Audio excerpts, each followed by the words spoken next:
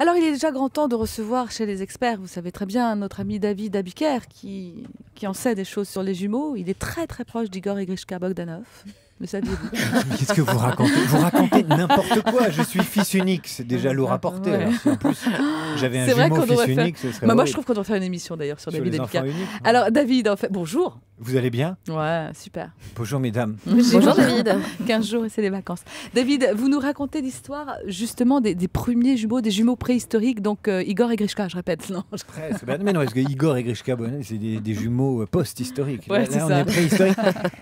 En fait, votre histoire de jumeaux tombe assez bien parce qu'en Ouais. fait, Ah, il y a merci. quelques semaines, on a découvert les premiers ossements de jumeaux, figurez-vous. Non, je sais Ou pas. les ossements des premiers jumeaux connus. Jusqu'à présent, on trouvait donc des enfants uniques ou des frères et sœurs comme Lucie, Cro-Magnon ou Néandertal.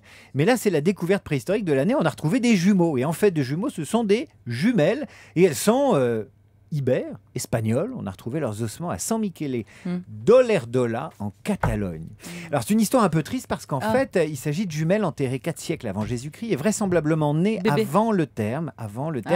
Et donc, elles ont été enterrées ensemble et on a retrouvé les petits squelettes, les jambes entrelacées. Alors, on ignore pourquoi, on ne sait pas trop à quel rite funéraire ça correspond. L'intérêt de la découverte, c'est évidemment qu'on n'a jamais disposé d'ossements de jumeaux aussi anciens, en fait. Et ce qui est très intéressant, c'est que pour déterminer l'âge, le sexe et la gémellité de ces restes humains, parce que ce n'était pas donné comme ça, on n'a pas dit au spécialiste qui a analysé les restes que les deux squelettes étaient jumeaux. Donc, il a fait tous ces tests anthropologiques et médico-légaux à l'aveugle et il a confirmé, c'est bien des jumeaux. Alors, pourquoi la découverte est intéressante? Eh bien, au moins pour 3 raisons. D'abord, on n'avait pas d'ossements de jumeaux aussi anciens, donc ça, c'est une première. Ensuite, il semble que la mère est morte en même temps et qu'elle a été enterrée juste à côté. Et donc, pour les anthropologues, ça veut dire qu'en 400 avant Jésus-Christ, et dans cette culture et dans cette zone géographique, l'attachement à l'enfant était déjà une donnée culturelle. C'était déjà symbolique de perdre un enfant.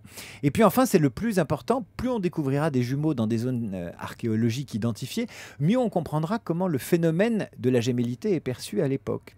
Et donc, plus on trouvera de jumeaux préhistoriques, mieux on comprendra la dimension culturelle, religieuse, psychologique de la gémellité, parce que ça disait des choses aux gens, ça leur faisait peur. Par exemple, en 400 avant Jésus-Christ, on saura si déjà les parents disaient « Oh, des jumeaux, tu les habilles pareil ?» On dira ça.